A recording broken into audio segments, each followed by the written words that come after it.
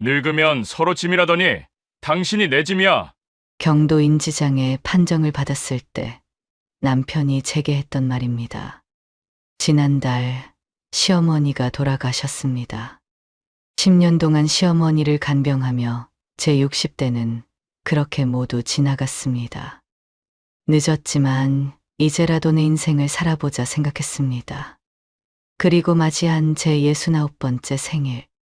그동안 아픈 시어머니와 남편 눈치를 보느라 생일 잔치는 꿈도 못 꿨지만 이번만큼은 달랐습니다.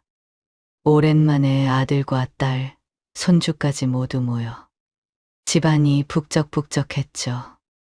그렇게 신나게 이야기를 나누던 중 딸이 조심스럽게 제게 말했습니다. 엄마, 근데 성격이 좀 변하신 것 같아요. 무슨 소리냐고 물었더니 예전보다 까칠해진 것 같다고 했죠. 10년 동안 시어머니 간병해보라고 까칠해질 수밖에 없다고 말했습니다.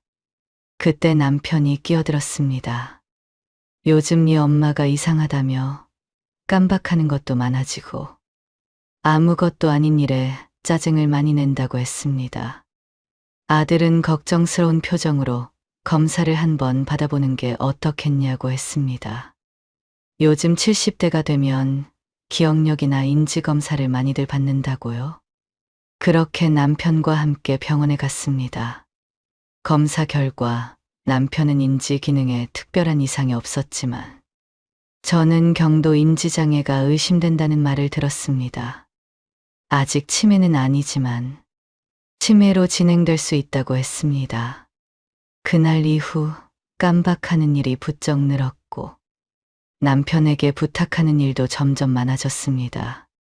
그럴 때마다 남편은 늙어서 이게 무슨 고생이냐며 투덜거렸습니다. 남편의 불만은 점점 심해졌고 저는 어느새 치매 환자 취급을 받기 시작했습니다. 참다 결국 폭발하고 말았습니다. 그거 조금 도와주면서 뭐가 그렇게 불만이에요? 나는 당신 엄마 간병만 10년을 했어요. 똥오줌을 3년 넘게 받았다고요. 그러면서 불평 한마디 안 했어요. 남편은 인상을 찌푸리며 말했습니다. 저만 고생한 것처럼 유세 떨지 말라고요. 더는 참을 수 없었습니다. 그렇게 힘들면 이혼하자고 말했습니다. 그러자 남편은 일말의 고민도 없이 이렇게 말했습니다. 그래, 그럼 나야 고맙지. 그렇게 남편과 이혼했고 저는 홀로 서기를 시작했습니다. 자식들은 불안하다며 실버타운을 권했지만 저는 거절했습니다. 그렇게 이혼한 지 1년이 지났을 무렵 남편이 울면서 제 앞에 나타났습니다. 그리고 딸에게 들은 충격적인 이야기. 이런 남편을 다시 받아줘야 할까요? 제 이야기 끝까지 들어주시고 여러분들의 생각을 남겨주세요. 구독과 좋아요는 저에게 큰 힘이 됩니다. 안녕하세요. 저는 69살 이명숙입니다. 지난달 10년을 간병한 시어머니가 돌아가셨습니다. 치매가 오시고 나서부터 하루도 편한 날이 없었죠. 밥 먹여드리고 씻겨드리고 대소변 받아내고 마지막 3년은 정말 지옥이었어요. 똥오줌을 못 가리시니까 하루에도 몇 번씩 기저귀를 갈았습니다. 새벽에 소리 지르시면 달려가고 밥 먹다가도 기저귀 갈러 가고 제 밥은 항상 식은 밥이었죠. 시어머니가 돌아가시고 나서 마음이 복잡했어요. 슬프기도 하고 죄송하기도 하고 그런데 솔직히 말하면 홀가분했습니다. 내 할 도리는 다 했다는 생각이 들었거든요. 60대를 통째로 간병에 바쳤으니까요. 친구들은 여행 다니고 손주 보러 다닐 때 저는 시어머니 기저귀 갈고 있었어요. 늦었지만 이제라도 내 삶을 살아보자 싶었습니다. 69번째 생일이 다가왔어요. 주말에 자식들이 생일 축하해 주러 모인다고 했죠. 작년까지만 해도 생일 파티는 꿈도 못 꿨습니다. 시어머니가 아프시니까 집에 사람 부르기가 어려웠거든요. 냄새도 나고 갑자기 소리 지르시면 다들 불편해하니까요. 자식들도 남편 눈치 보느라 전화로 인사만 하고 용돈만 붙였죠. 그런데 올해는 달랐습니다. 몇 년 만에 가족들이 다 모였어요. 아들 내외, 딸 내외까지 와서 거실이 북적북적했죠. 케이크에 촛불 켜고 생일 축하 노래 부르는데 눈물이 나올 뻔했습니다. 이게 얼마만인지. 특히 기쁜 소식이 있었어요. 딸 희진이가 임신을 한 거였습니다. 결혼하고 5년 동안 아이가 안 생겨서 얼마나 고생했는지 몰라요. 시험관도 해보고 한약도 먹어보고 병원비만 수천만 원 들었죠. 그런데 이번에 드디어 됐다고 하더라고요. 다들 축하한다고 난리였습니다. 이보다 더 좋은 생일 선물이 어디 있겠어요. 저녁을 먹으면서 이런저런 이야기를 나눴습니다. 손주 이름은 뭘로 할 거냐? 태몽은 뭐였냐? 그렇게 신나게 떠들고 있는데 갑자기 딸이 제 얼굴을 보더니 말했습니다. 엄마, 근데 성격이 좀 변하신 것 같아요. 무슨 소리냐고 물었더니 사소한 것에도 짜증을 많이 내신다면서요. 10년 동안 시어머니 간병해보라고 했습니다. 까칠해질 수밖에 없다고요. 딸이 더 말하려는데 남편이 끼어들었어요. 요즘 이 엄마 좀 이상하다면서 깜박하는 것도 많고 아무것도 아닌 일에 짜증을 많이 낸다고 했죠. 남편까지 한마디 하니까 기분이 나빴습니다. 그때 아들이 걱정스러운 표정을 지으며 말했어요. 엄마, 검사 한번 받아보셔야 하는 거 아니에요? 요즘 70대 되시면 기억력이나 인지 검사 많이 받아보신대요. 아버지랑 같이 가셔서 한번 받아보세요. 나는 멀쩡하다고 했습니다. 병원 가면 아무것도 아닌 걸로 겁준다면서 안 간다고 했어요. 자식들이 더 말하려고 했지만 오늘은 생일이니까 그만하자고 넘겼죠. 그렇게 오랜만에 가족들이 모여 즐거운 생일을 보냈습니다. 며칠 후였어요. 친구를 만나러 외출하려는데 지갑이 없었습니다. 분명히 어딘가에 뒀는데 아무리 찾아도 안 보였어요. 거실 서랍, 안방 화장대, 부엌 찬장까지 다 뒤졌는데 없었습니다. 땀이 나기 시작했어요. 분명 어제 마트 다녀와서 뒀는데 어디다 뒀는지 기억이 안 났거든요. 남편이 거실로 나와서 뭐 하냐고 물었습니다. 지갑 찾는다고 했더니 한심하다는 표정으로 TV 및 서랍장을 열었어요. 거기에 지갑이 있었습니다. 당신이 여기 놔뒀어? 어떻게 알았어? 남편이 의아한 표정으로 쳐다봤어요. 당신이 맨날 거기 놔두잖아. 내가 그랬나 싶었습니다. 기억이 안 났죠. 이상했지만 약속 시간이 다 돼서 그냥 지갑을 들고 외출했습니다. 친구를 만나서 밥 먹고 커피 마시고 수다 떨다가 저녁 무렵 집에 돌아왔어요. 현관문을 열고 들어서는데 남편이 소파에서 TV를 끄고 저를 불렀습니다. 표정이 심각했어요. 옆에 앉으라고 하더니 진지한 목소리로 말했죠. 당신 요즘 이상해. 지갑 놔두는 곳도 기억 못하고 병원 가서 검사 받아보자. 또 그 얘기였습니다. 나이 들어서 그런 거라고 했어요. 당신도 깜박깜박하지 않냐고요. 어제도 안경 어디 뒀는지 몰라서 한참 찾았잖아요. 그랬더니 남편이 말했습니다. 그럼 둘 다 가서 받아보자. 나도 받을 테니까. 더 이상 거절할 말이 없었어요. 자식들도 걱정하고 남편도 저렇게 나오니까요. 알았다고 했습니다. 그런데 마음 한구석이 불안했어요. 설마 내가 치매는 아니겠지. 그냥 나이 들어서 그런 거겠지. 스스로를 다독이며 잠자리에 들었지만 그날 밤은 유독 잠이 오지 않았습니다. 일주일 뒤 남편과 함께 병원에 갔습니다. 대학병원 신경과였어요. 접수를 하고 대기실에 앉아 있는데 마음이 불안했습니다. 주변을 둘러보니 저처럼 나이 든 분들이 많았어요. 다들 표정이 어두웠죠. 옆에 앉은 남편은 괜찮을 거라며 태연한 척했지만 저는 손에 땀이 났습니다. 이름이 불려서 검사실로 들어갔어요. 간호사가 여러 가지 질문을 했습니다. 오늘 날짜가 언제인지, 여기가 어디인지, 아까 보여드린 그림이 뭐였는지. 쉬운 것도 있었고 어려운 것도 있었어요. 숫자를 거꾸로 말하라는 건 헷갈렸습니다. 100에서 7을 계속 빼라는 것도 중간에 막혔죠. 검사가 끝나고 다시 대기실로 나왔어요.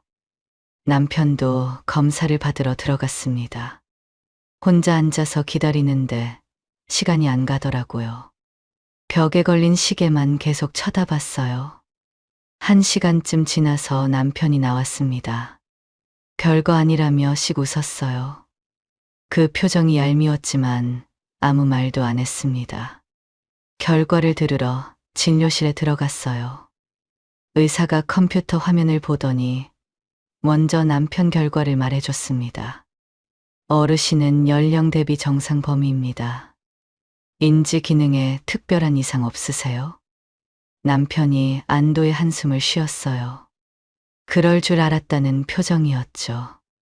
저도 남편이 정상이라니 다행이라고 생각했습니다. 의사가 잠시 차트를 넘기더니 저를 봤어요. 표정이 조금 달라졌습니다.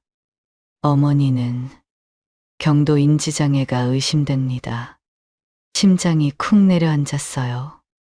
경도 인지장애라는 말이 머릿속에서 맴돌았습니다.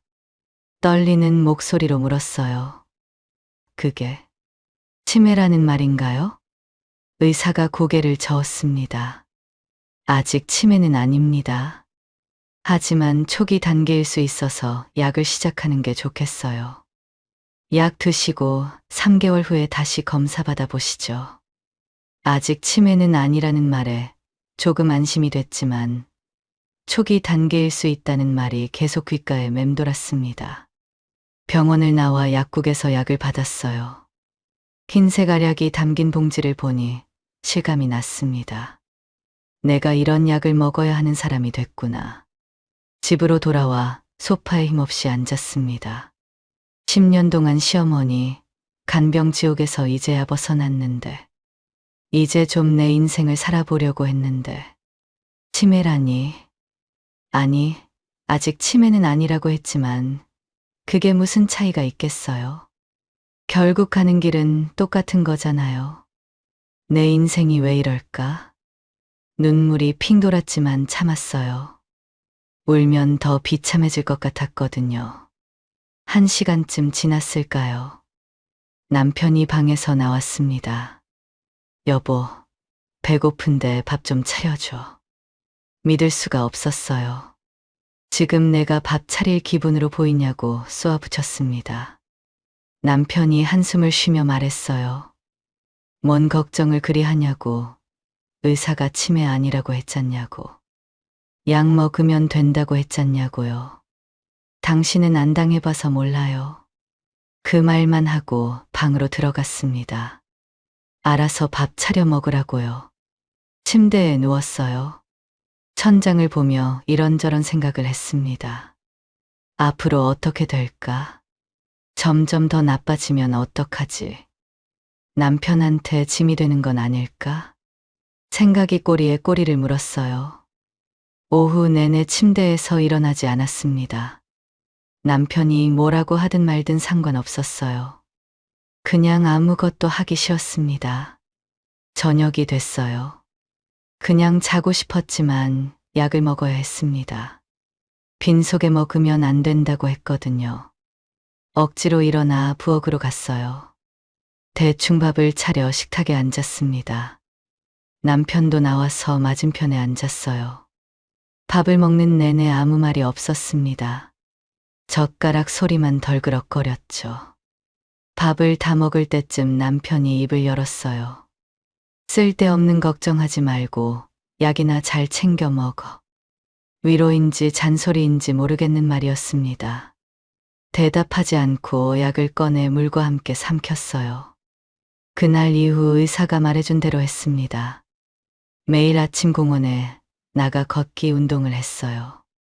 처음에는 30분도 힘들었는데 점점 1시간씩 걸을 수 있게 됐죠. 수첩을 사서 들고 다니며 메모하는 습관도 들였습니다. 오늘 할 일, 약속, 중요한 전화번호. 뭐든 적어뒀어요. 안 그러면 까먹을 것 같았거든요. 그렇게 3개월이 지났습니다. 처음에는 매일 불안했어요. 뭔가 까먹을 때마다 가슴이 철렁했죠. 벌써 더 나빠진 건가 싶어서요. 하지만 시간이 지나면서 조금씩 적응이 됐습니다. 운동도 꾸준히 하고, 메모도 열심히 하고, 약도 빠짐없이 먹으니까 한결 마음이 편해졌어요. 기억력도 좋아진 것 같았습니다. 3개월 후 다시 병원을 찾았어요. 좋아졌을 거라고 기대했습니다. 그동안 얼마나 열심히 했는데요. 운동도 하루도 안 빠지고 했고, 약도 한 번도 안 거르고 먹었어요. 검사를 받으면서도 자신 있었습니다.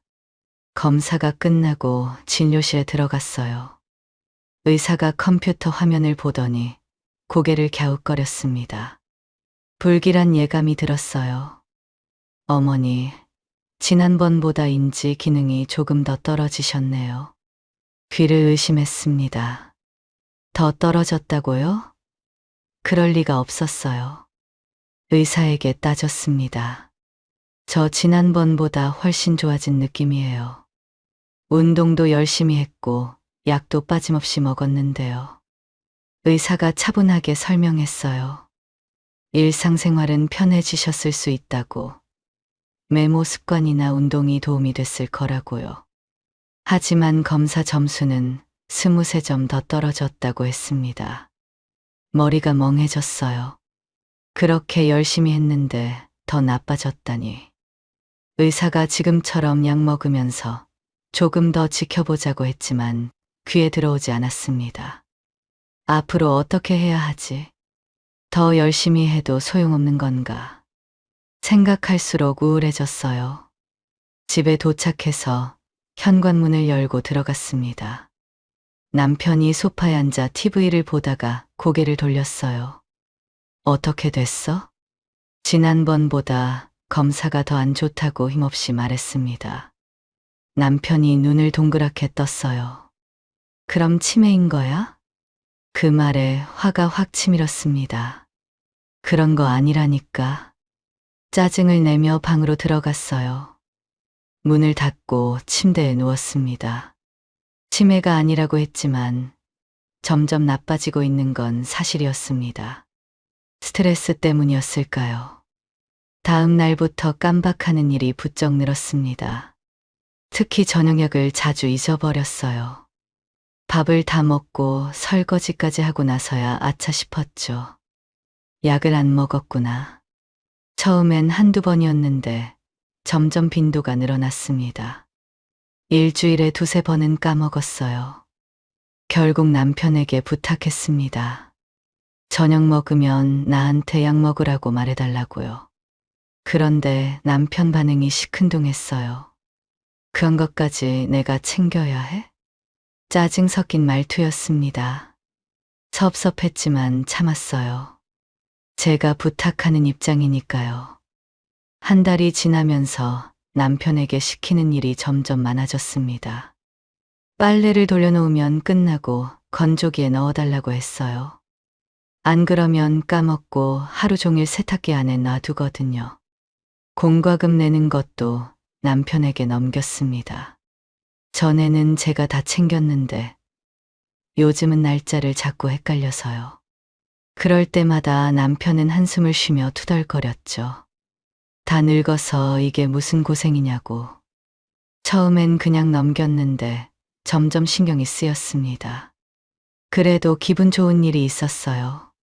딸 희진이가 건강한 손녀를 낳았거든요. 3.2kg 예쁜 여자아이였습니다.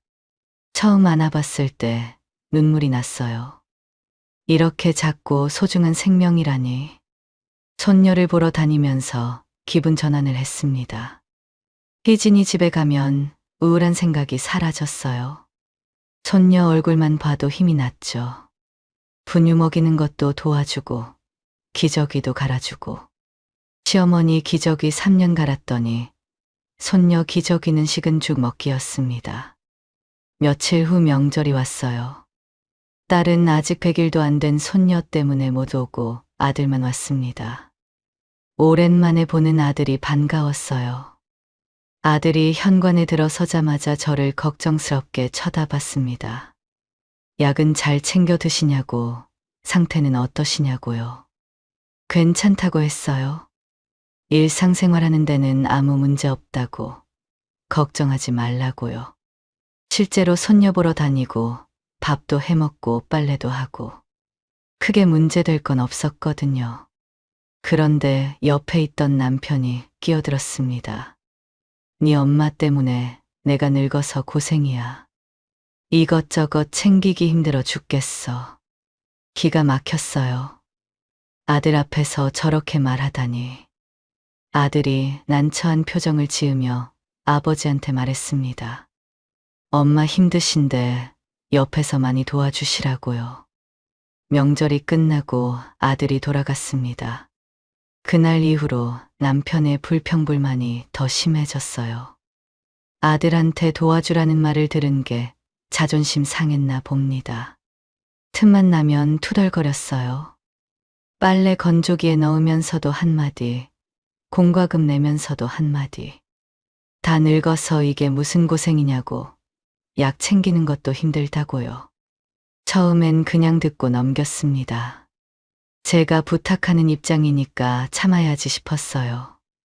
그런데 어느 날 더 이상 참을 수가 없었습니다. 저녁을 먹고 설거지를 하는데 남편이 또 시작했어요. 아이고 힘들어. 이 나이에 이게 뭐 하는 짓인지. 늙으면 고생이야. 뒤에서 중얼중얼거리는 소리가 계속 들렸죠. 설거지하던 손을 멈추고 돌아섰습니다. 그거 조금 도와주면서 뭐가 그리 불만이에요? 남편이 눈을 동그랗게 떴어요. 제가 이렇게 받아친 적이 없었거든요. 나는 당신 엄마 간병만 10년을 했어요. 똥오줌을 3년 넘게 받았다고요. 그러면서 불평 한마디 안 했어요. 목소리가 떨렸습니다. 10년간 쌓였던 게 한꺼번에 쏟아져 나왔어요. 약 먹으라고 말해주는 게 그렇게 힘드냐고, 빨래 건조기에 넣는 게 그렇게 힘드냐고 따졌습니다. 남편이 입을 다물었습니다.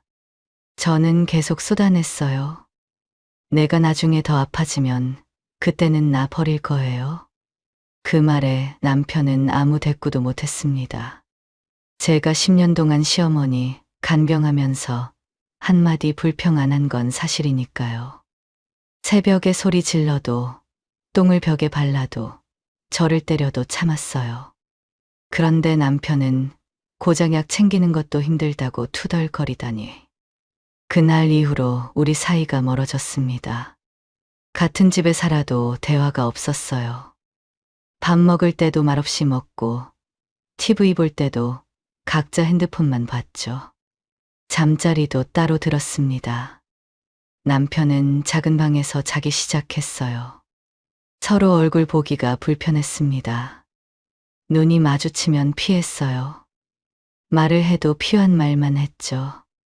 밥 차렸어. 나 나갔다 올게. 그 정도였습니다.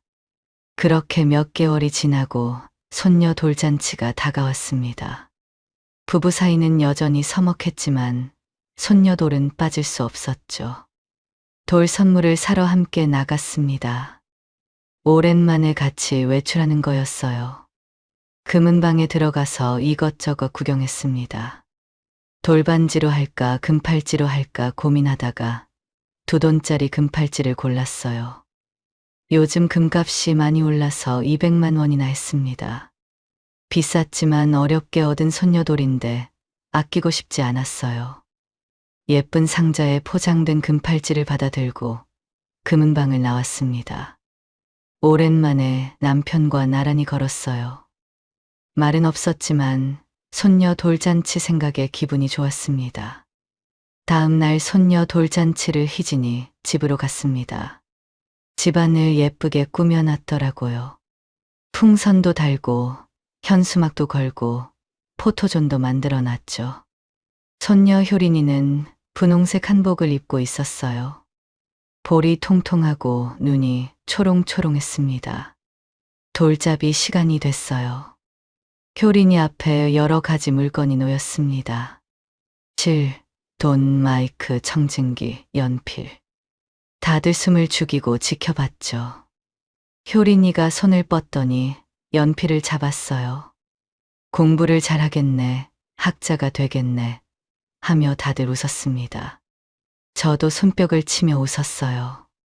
축하 떡도 썰고 음식도 먹고 기분 좋은 시간이었습니다. 오랜만에 남편과 나란히 앉아 밥을 먹었어요. 서먹한 사이였지만 손녀 돌잔치라 그런지 분위기가 괜찮았죠. 돌잔치가 끝날 무렵이었습니다. 남편이 자리에서 일어나며 말했어요. 자, 할아버지가 선물을 줘야지. 그러고는 저를 쳐다봤습니다. 금팔찌 가지고 오라고요. 가방을 열어 뒤졌습니다. 지갑, 휴대폰, 물티슈, 손거울. 이것저것 있었는데 금팔찌가 없었어요. 분명히 챙겼던 것 같은데. 가방 구석구석을 다 뒤졌지만 없었습니다. 당신이 가지고 있는 거 아니에요? 남편에게 물었어요. 남편이 인상을 찌푸렸습니다. 나는 가방도 안 들고 왔어. 아침에 주면서 잘 챙기라고 했잖아. 어딜 두고 왔어? 순간 머릿속이 하얘졌습니다. 아침에 금팔찌를 받은 기억이 어렴풋이 났어요. 남편이 주면서 뭐라고 했던 것 같은데 그 다음이 기억이 안 났습니다. 가방에 넣었나? 어딘가에 뒀나? 주변이 조용해졌어요. 사람들이 우리를 쳐다봤습니다. 사돈도, 사위도, 딸도. 얼굴이 화끈거렸죠. 딸이 얼른 나섰어요. 괜찮다며 집에 있을 거라며 다음에 달라고 했죠. 웃으며 분위기를 수습하려 했는데 남편이 가만히 있지 않았습니다. 니네 엄마가 이래. 내가 얼마나 힘든지 알아? 치매가 있어서 이것저것 깜박하고 심장이 쿵 내려앉았습니다. 사람들 앞에서 치매라니. 목소리를 낮춰 말했어요. 치매 아니에요. 경도 인지장애라니까요. 남편이 콧방귀를 뀌었습니다. 그게 그거지. 얼굴이 새빨개졌어요. 사위가 멀뚱히 쳐다보고 있었고 사돈도 어색한 표정을 짓고 있었습니다. 창피해서 죽을 것 같았어요. 딸이 남편 팔을 잡으며 말했습니다.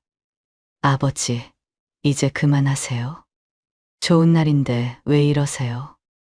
남편이 입을 다물었어요. 저도 더 이상 아무 말도 할 수 없었습니다. 손녀 돌잔치를 망칠 수는 없었으니까요. 남은 시간 동안 웃는 척 했습니다. 하지만 속은 부글부글 끓었어요.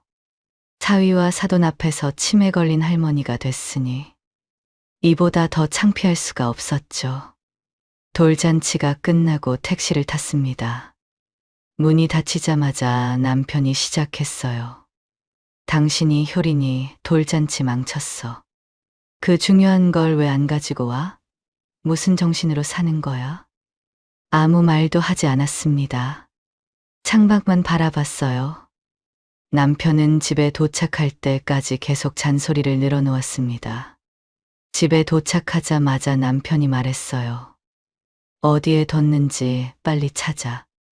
옷장을 뒤졌습니다. 서랍도 열어봤어요. 주방, 화장실, 침대 밑까지.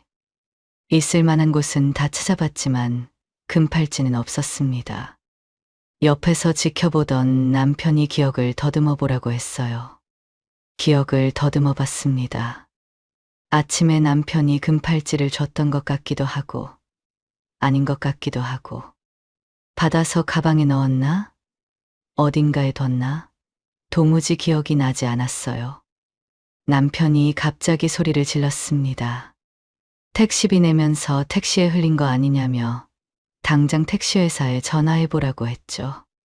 손이 떨렸어요. 휴대폰을 꺼내 콜택시 앱을 열었습니다. 다행히 이용 내역이 남아 있었어요.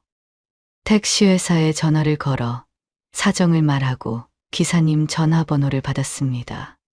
기사님께 전화했어요. 혹시 뒷자리에서 금팔찌 못 보셨냐고요. 기사님이 잠깐 기다리라고 하더니 없다고 말했습니다. 뒷자리에 떨어져 있었으면 다른 손님이 가져갔을 수도 있다고 했어요. 전화를 끊고 남편에게 말했습니다. 택시에는 없다고요. 남편이 한숨을 푹 쉬었어요. 거기 있어도 택시기사가 돌려주겠어? 200만 원짜린데. 어떻게 할머니가 돼서 손녀돌 선물을 잃어버려? 계속 몰아세웠습니다. 정신 차리라고, 치매가 더 심해진 것 같다고, 병원 가보라고요. 화가 치밀었지만 참았습니다. 오늘 잘못한 게 있으니까요. 아무 말도 하지 않았어요. 방으로 들어가 침대에 앉았습니다. 마음을 가라앉히고 기억을 더듬어 봤어요. 아침에 일어나서 밥 먹고 옷 갈아입고 화장하고 남편이 금팔찌를 줬나 안 줬나? 아무리 생각해도 기억이 나지 않았습니다. 정말 치매가 심해진 걸까? 무서웠어요.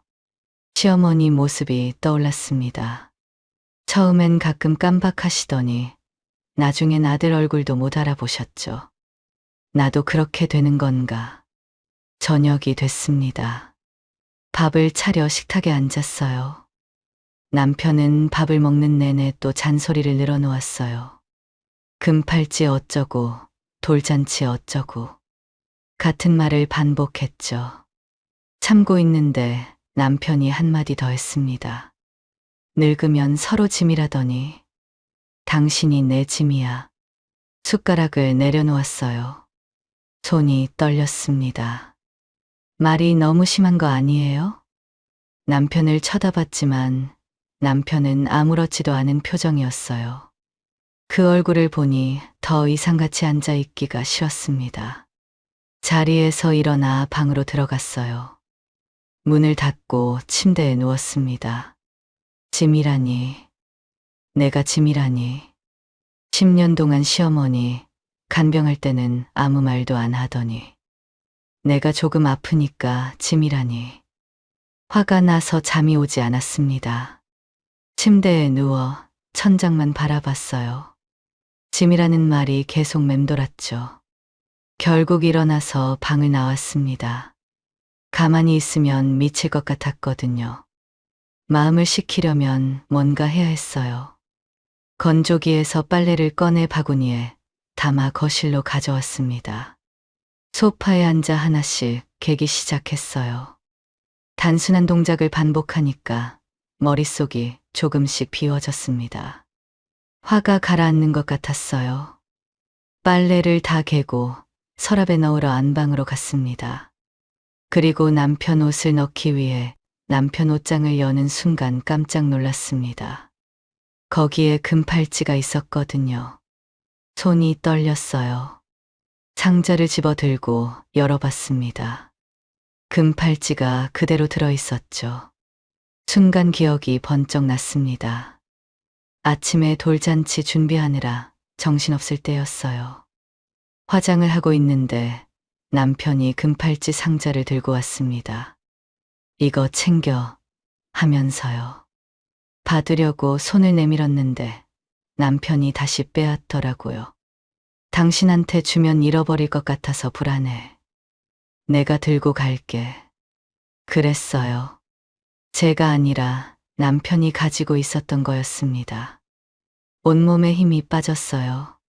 그와 동시에 화가 치밀어 올랐습니다.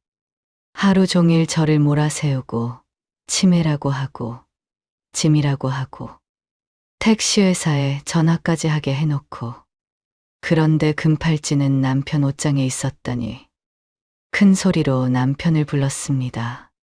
거실에서 TV 보던 남편이 짜증스럽게 대답했어요.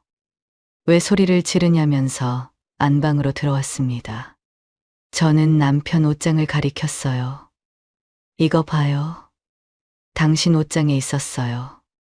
남편이 옷장을 봤습니다. 빨간 상자가 보였겠죠. 표정이 굳어졌어요. 뭐야 그게 거기 왜 있어?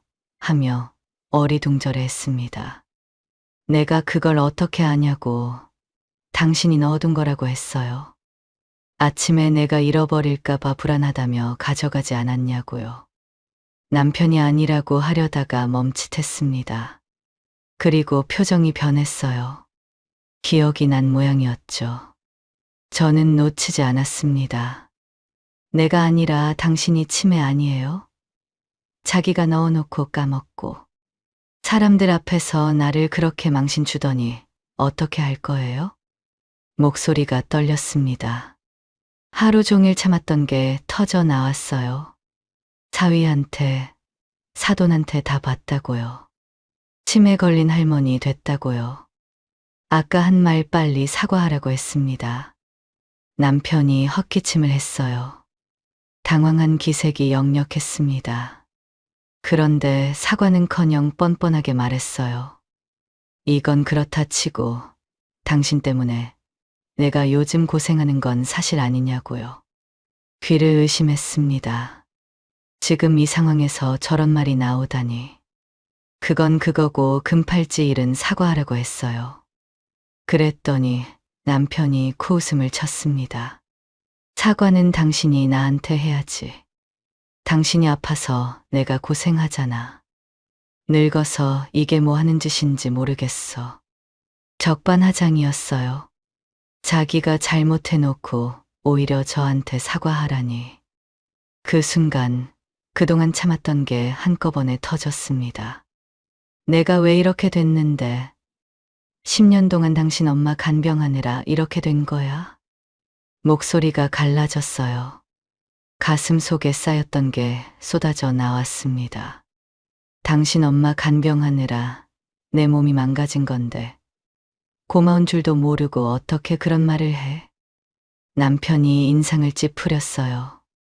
당신만 고생했냐고 유세 떨지 말라고 했습니다. 기가 막혔어요. 10년 동안 간병한 사람한테 할 소리가 아니었습니다. 더 이상 할 말이 없었습니다. 고생하며 시부모 모신 대가가 고작 이거라니. 눈물이 왈칵 쏟아질 것 같았지만 참았어요. 이 사람 앞에서 울고 싶지 않았습니다. 그렇게 힘들면 그냥 이혼해요. 입에서 그 말이 튀어나왔어요. 남편이 저를 쳐다봤습니다. 놀라는 표정이 아니었어요. 오히려 시원하다는 표정이었죠. 그래, 그럼 나야 고맙지. 일말의 고민도 없이 그렇게 말했습니다. 고민 한 번 안 하고 고맙다니. 조금이라도 남아있던 정이 싹 떨어졌어요. 40년을 같이 살았는데 이렇게 쉽게 말하다니. 내가 그 정도밖에 안 되는 사람이었나. 그날 밤 잠이 오지 않았습니다. 정말 이혼하게 되는 건가? 70 다 돼서 혼자 살 수 있을까? 생각이 꼬리에 꼬리를 물었습니다. 다음 날 아침 아들과 딸이 달려왔어요. 남편이 먼저 전화했나 봐요. 아들이 현관문을 열고 들어서자마자 이게 무슨 일이냐고, 이혼이 뭐냐고 물었어요. 딸도 울상을 짓고 있었습니다. 이제 나이도 있으신데 서로 의지하며 살아야지 왜 그러시냐고 했죠. 저는 그동안 있었던 일을 다 털어놨어요. 남편이 계속 저를 치매 환자 취급하며 구박한다고요. 돌잔치에서 사람들 앞에서 망신을 줬다고요. 짐이라고 막말을 했다고요. 그런데 금팔찌는 남편 옷장에 있었다고요. 더 이상 못 산다고 했습니다. 남편도 지지 않았어요. 내가 다 늙어서 이게 뭔 고생이냐고, 약 챙기랴, 빨래 챙기랴. 하루 종일 네 엄마 뒷바라지라며 자기도 싫다고 했습니다. 아들과 딸이 번갈아 가며 설득했어요. 아들이 저한테 말했습니다. 엄마 요즘 깜박하시는데 나가시면 혼자 생활하실 수 있겠냐고, 위험하다고요. 딸이 남편한테 말했어요. 엄마 힘드신데 진짜 저렇게 가시게 놔두실 거냐고요. 하지만 우리 둘 다 마음이 확고했습니다. 저는 더 이상 구박받으며 살기 싫었어요. 10년 간병의 대가가 이거라면 차라리 혼자 사는 게 나았습니다. 남편도 마찬가지였던 것 같아요. 저를 챙기는 게 지긋지긋했나 봅니다. 아들과 딸이 한숨을 쉬었어요. 2시간 넘게 설득했지만 소용없었죠.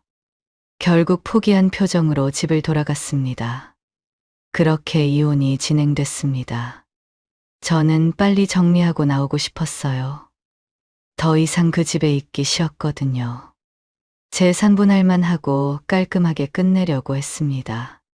그런데 남편이 위자료 소송을 걸었어요. 이혼의 책임이 저한테 있다는 거였습니다. 치매 때문에 짜증이 심했고 챙기느라 자기가 고생했다는 이유였죠. 내가 위자료를 물어야 한다니 어이가 없었습니다. 저도 가만히 있을 수 없었어요. 똑같이 맞소송을 걸었습니다. 10년 동안 시어머니 간병하느라 몸이 망가졌다고요. 그 때문에 인지장애가 온 거라고요. 의사소견서도 받았습니다. 진흙탕 싸움이 될 것 같았죠.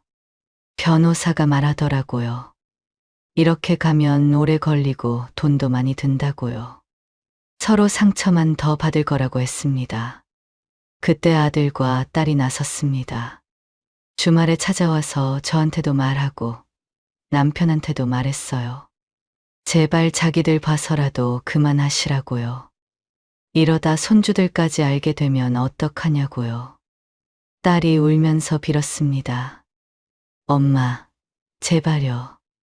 이렇게까지 안 하셔도 되잖아요. 그 모습을 보니까 마음이 약해졌어요. 자식들한테 더 이상 상처 주고 싶지 않았습니다. 남편도 마찬가지였나 봐요. 결국 우리 둘 다 소송을 거뒀습니다. 합의 이혼을 했어요. 재산은 반으로 나눴습니다. 아파트 팔고 예금 정리하고 연금도 나누고 생각보다 깔끔하게 끝났어요. 재산분할 받은 돈으로 작은 아파트를 샀습니다. 20평짜리 구축이었지만 혼자 살기엔 충분했어요. 햇볕이 잘 들어오고 조용한 동네였습니다. 마음에 들었어요. 연금이랑 남은 돈이면 남은 여생 일하지 않아도 될 것 같았습니다. 평생 허리띠 졸라매고 살아온 보람이 있었죠. 이사를 마치고 짐을 풀었습니다. 텅 빈 거실에 서서 주변을 둘러봤어요. 고요했습니다. 무섭기도 하고 설레기도 했죠. 아들과 딸은 걱정이 많이 됐는지 번갈아 가면서 제 집을 찾아왔습니다.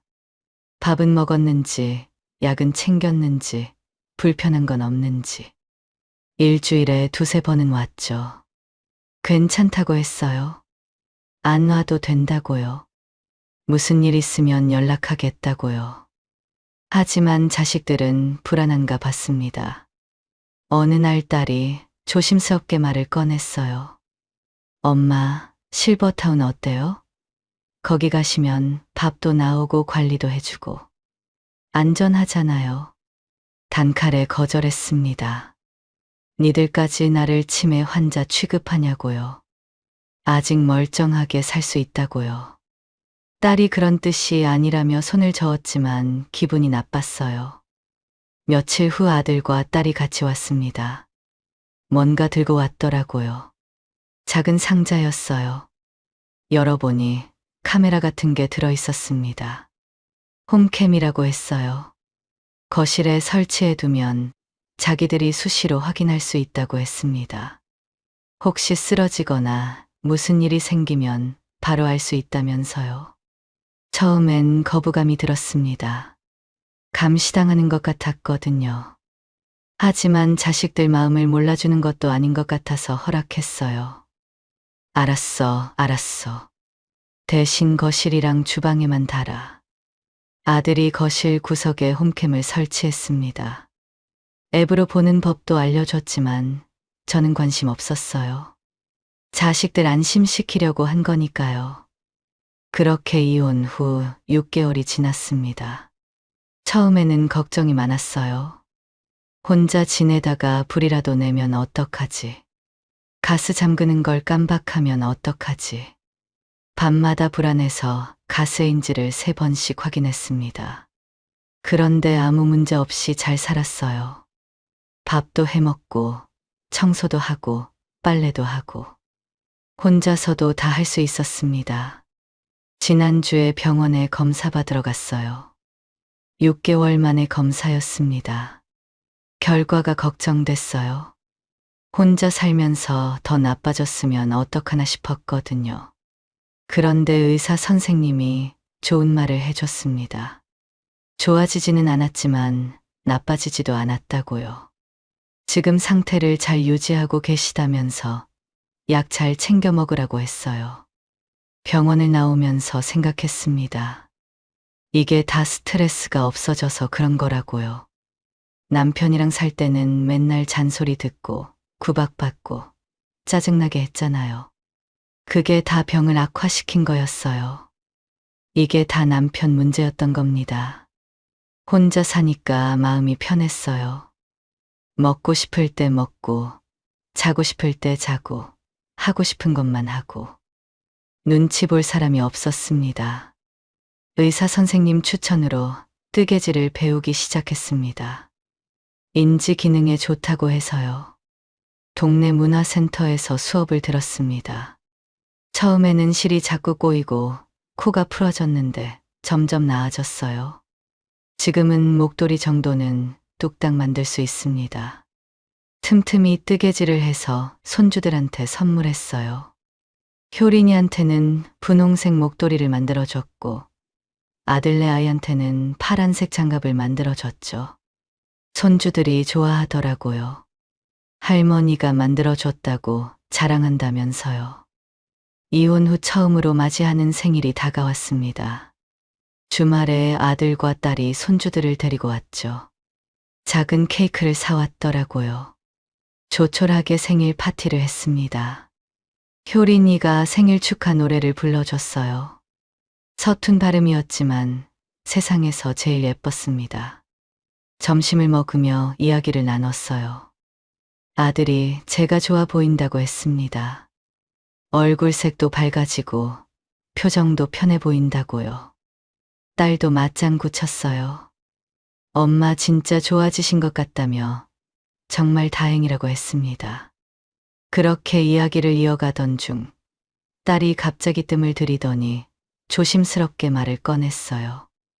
엄마, 아버지 소식 들으셨어요? 순간 얼굴이 굳어졌습니다.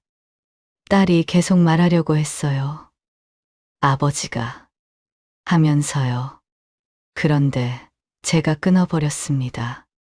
네 애비 이야기 내 앞에서 하지 마라. 단호하게 말했어요. 딸이 입을 다물었습니다. 그래도 뭔가 더 말하고 싶은 눈치였어요. 하지만 옆에서 아들이 딸 팔을 잡으며 고개를 흔들었습니다. 한순간에 분위기가 어색해졌죠. 그리고 아들과 딸이 눈빛을 주고 봤더니 이제 가봐야겠다고 일어났습니다. 자식들을 배웅하고 현관문을 닫았어요. 집안이 조용해졌습니다. 설거지를 하면서 아까 딸이 하려던 말이 계속 신경 쓰였어요. 아버지가 무슨 일이 있나? 다치기라도 한 건가? 아프든 다쳤든 알 바 아니었어요. 내가 아플 때 짐이라고 했던 사람인데 뭔 상관이에요. 다친 거라면 벌 받은 거라 생각했습니다. 그렇게 생각하고 TV를 켰습니다. 그렇게 이혼한 지 1년이 됐습니다. 혼자 사는 것도 이제 익숙해졌어요. 아침에 일어나면 공원 한 바퀴 돌고 돌아와서 아침 먹고 약 챙겨 먹고, 오후에는 뜨개질하거나 TV 보고, 저녁 먹고 일찍 자고, 규칙적인 생활이었습니다. 그날도 평소처럼 공원 산책을 하고 돌아오는 길이었어요. 아파트 입구를 지나 현관 앞으로 걸어가는데 누군가 서 있었습니다. 멀리서는 누군지 몰랐어요. 가까이 갈수록 익숙한 뒷모습이 보였습니다. 전 남편이었어요. 심장이 쿵 내려앉았습니다. 1년 만에 보는 얼굴이었어요. 갑자기 왜 여기에 온 거지? 당황했지만 티 내지 않았습니다. 모른 척하고 그냥 지나쳐 현관문으로 갔어요. 전 남편도 아무 말이 없었습니다. 그냥 서 있었어요. 비밀번호를 누르고 문을 열었습니다. 집에 들어가려는 순간 뒤에서 목소리가 들렸어요. 여보, 내가 잘못했어. 발걸음을 멈추고 돌아봤어요. 전 남편이 저를 보고 있었습니다. 얼굴이 많이 수척해져 있었어요. 1년 사이에 10년은 늙은 것 같았습니다. 누가 당신 여보냐고, 갑자기 왜 왔냐고 냉정하게 말했어요. 전 남편이 고개를 숙이며 사과하러 왔다고 했습니다. 작은 목소리였어요. 가슴 속에서 뭔가 올라왔습니다. 1년 전 일이 떠올랐어요. 금팔찌 사건, 짐이라는 말, 적반하장으로 나온 것. 그때 사과하라고 할 때는 죽어도 못하겠다더니 왜 갑자기 사과하러 왔어요? 전 남편이 천천히 말했어요. 그냥 내가 다 잘못했다고. 이 말 하고 싶어서 왔어. 목소리가 떨렸습니다. 예전에 그 당당하던 목소리가 아니었어요. 힘이 없었습니다. 저는 돌아서며 말했어요. 할 말 다 했으면 가요. 문을 닫으려는 순간 전 남편 얼굴이 보였습니다. 눈에 눈물이 고여 있었어요. 그 모습이 눈에 박혔습니다. 문이 닫히고 나서도 한참을 현관에 서 있었어요. 갑자기 찾아와서 사과를 하고 가다니 이해할 수 없었습니다. 1년 동안 연락 한 번 없던 사람이 무슨 일이 있는 건가? 뭔가 이상했어요. 거실로 가서 소파에 앉았습니다. 휴대폰을 꺼내 딸한테 전화를 걸었어요. 희진아, 아버지가 방금 우리 집에 왔다 갔어. 갑자기 사과하고 갔는데 무슨 일 있어? 전화기 너머로 한숨 소리가 들렸어요. 딸이 잠시 말이 없더니 울먹이며 말했습니다. 엄마, 지난번 생일 때 말씀드리려고 했는데 아버지 치매래요. 귀를 의심했습니다. 치매라고요? 나한테 치매 하던 사람이 정작 본인이 치매였다니. 딸이 계속 말했어요. 혼자 계시니까 치매인 줄도 모르고 병원에 늦게 가셨다고. 지금은 초기를 넘어섰다고 했어요. 목소리가 떨렸습니다. 사실 엄마 집 주소 알려드린 지 한참 됐거든요. 근데 아버지가 혼자 못 찾아가셔서 오늘 제가 태워다 드렸어요. 가슴이 먹먹해졌습니다. 주소를 알려줘도 혼자 못 찾아왔다니. 그 정도로 나빠진 건가? 병원에서는 뭐래? 딸이 한숨을 쉬며 말했어요. 아직 심각한 단계는 아니지만 보호자가 없으면 요양병원도 생각해보라고 했다고요. 그리고 딸이 조심스럽게 말했어요. 엄마, 그냥 다시 합치셔서 서로 의지하면서 사시는 건 어때요? 아버지 많이 변하셨어요. 집에 갈 때마다 엄마한테 죽을 짓 했다고 반성 많이 하시더라고요. 가슴이 복잡해졌습니다. 반성을 한다고요? 그때는 사과도 안 하더니 막상 자기가 치매에 걸리니까 반성이라니. 고개를 저었어요. 말 같지도 않은 소리 하지 마. 다시는 안 가. 딸이 더 말하려고 했지만 끊어버렸습니다. 휴대폰을 내려놓고 창밖을 바라봤어요. 전 남편 얼굴이 자꾸 떠올랐습니다. 눈에 눈물이 고여 있던 그 모습. 1년 전과는 완전히 다른 사람 같았어요. 그렇게 당당하고 뻔뻔하던 사람이 어쩌다 저렇게 됐을까? 생각이 복잡해졌습니다. 나도 인지장애가 있잖아요. 지금은 괜찮지만 언제 나빠질지 몰라요. 갑자기 쓰러지면 어떡해요? 혼자 있다가 무슨 일이 생기면요. 그냥 들어가서 서로 의지하면서 사는 게 나을까? 어차피 둘 다 아픈 사람인데 함께 살면서 서로 챙기면 되는 거 아닌가? 아니, 뭔 소리야. 나한테 짐이라고 한 사람인데 내가 왜 들어가요? 말도 안 돼. 그런데 그 사람도 불쌍하긴 하네요. 그날 밤 잠을 못 이루고 밤새 고민했지만 결국 답을 내리지 못했습니다. 어떻게 하면 좋을까요?